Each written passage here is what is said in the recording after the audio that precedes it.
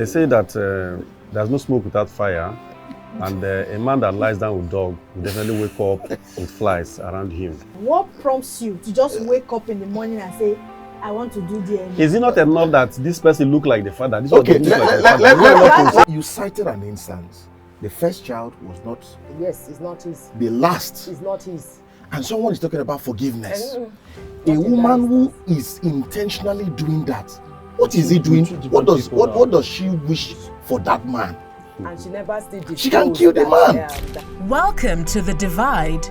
On this edition, we tackle a delicate and provocative topic, false paternity, aka everyone love daddy. Should deceiving a partner about a child's true parentage be considered a crime? It may not be the fault of the woman completely, but if it's a crime, the law knows what to do, and of course the law will take its course.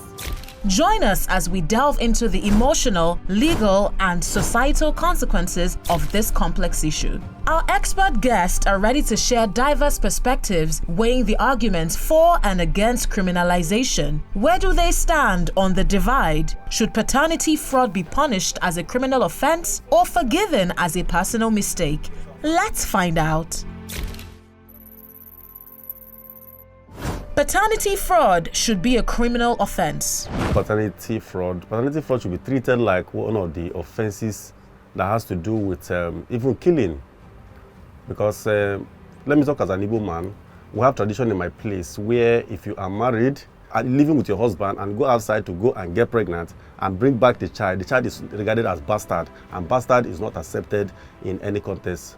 Saying if the person inherits what the rightful son supposed to inherit, it is an abomination. I'm of the opinion that paternity fraud should be criminalized. I want to not use the word strongly criminalized, because in law you don't treat different cases the same. Of course, there are laid down principles. Let us even look at what makes up a crime. There are basically two elements. We talk about the mens rea and the actus reus.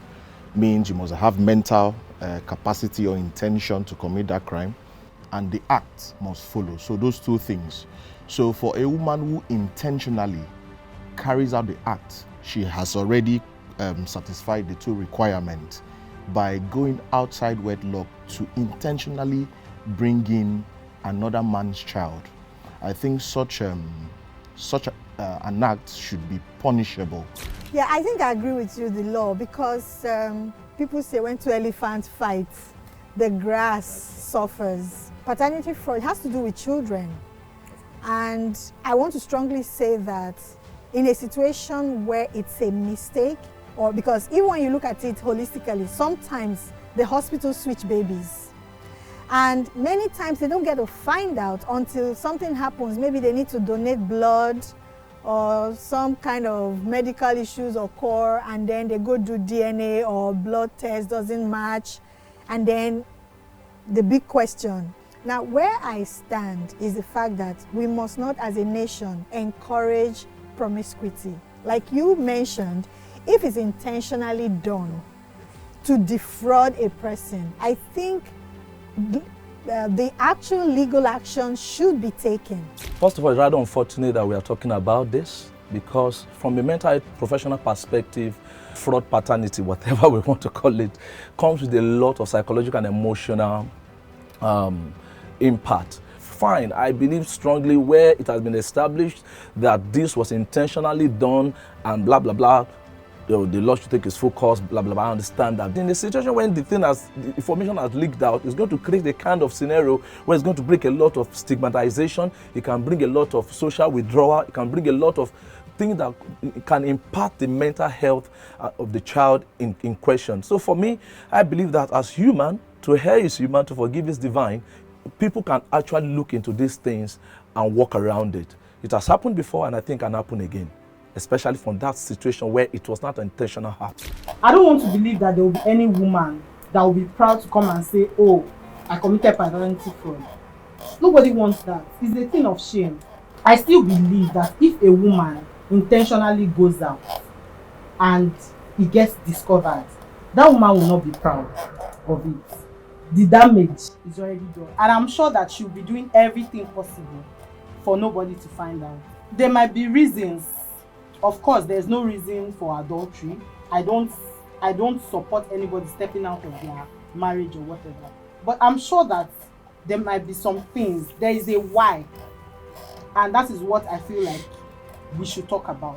Why are these situations happening? I strongly believe paternity fraud. For an offense, there should be a way of reconciliation, rehabilitation, release, and and all of that.